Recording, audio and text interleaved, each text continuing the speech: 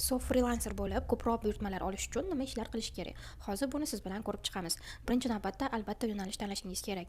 O'zingizga mos yo'nalishni birinchi marta ro'yxatdan o'tganingizda belgilagansiz. Agar yo'nalishingizni o'zgartirmoqchi bo'lsangiz, profilga o'tasiz va mana shu joydan o'zingizni yo'nalishingizni o'zgartirsangiz bo'ladi. Ko'rib turganingizdek, bu yerda 20 dan ortiq yo'nalish mavjud va barchasini bilan tanishib chiqib, o'zingizga mosini tanlasangiz bo'ladi. Saqlash tugmasini bosasiz va siz endi mana shu yo'nalish bo'yicha freelancer bo'lib ishlashingiz mumkin. Albatta ishlash uchun xizmatlaringizni yaratishingiz kerak. Xizmatlar bo'lmasa, siz buyurtma ola olmaysiz. Mana shu joydan xizmat yaratasiz. Xizmatda albatta batafsilroq yozing. Men tanlagan yo'nalish bo'yicha ko'rib turganimizdek, bu yerda 6 ta buyurtma kelib tushgan. Buyurtmalar bo'yicha mana shu joyda tanishib chiqsangiz bo'ladi. Ayrim buyurtmalar afsuski allaqachon o'z egasini topishga ham ulguribdi. Biz esa e'tiborimizni taklif yuborish ochiq turgan buyurtmalarga qaratamiz. 5 soat oldin buyurtma joylashtirilgan ekan. Mavzulari va talablari bo'yicha batafsil tanishib chiqing, chunki shu asosida buyurtmani tayyorlashingiz kerak bo'ladi. Byudjetimiz va topshirish muddati ham bu yerda ko'rsatilgan. Sizdan tashqari yana nechta freelancer bu yerda o'z takliflarini yuborgani ham ko'rinib turadi.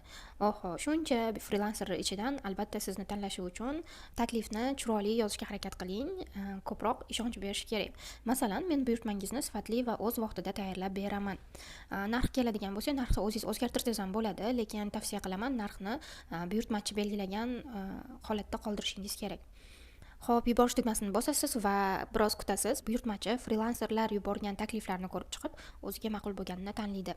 Buyurtmachi sizni tanlagandan so'ng ishni boshlashingiz mumkin va albatta deadline'ga qattiq amal qiling.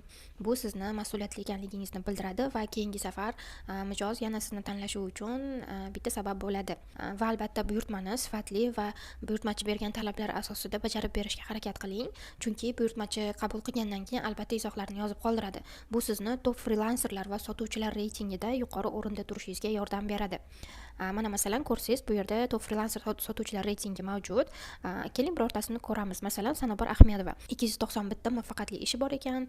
Izohlarni tekshiramiz. Izoh xizmatlar bo'yicha juda ko'p izohlari bor ekan.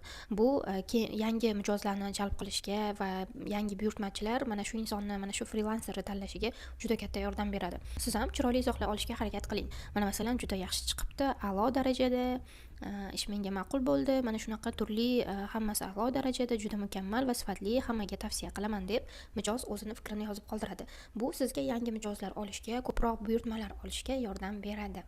O'ylaymanki bu video siz uchun foydali bo'ldi. Albatta buyurtmalarda mana shularga e'tibor qilsangiz, ko'proq buyurtmalar olasiz.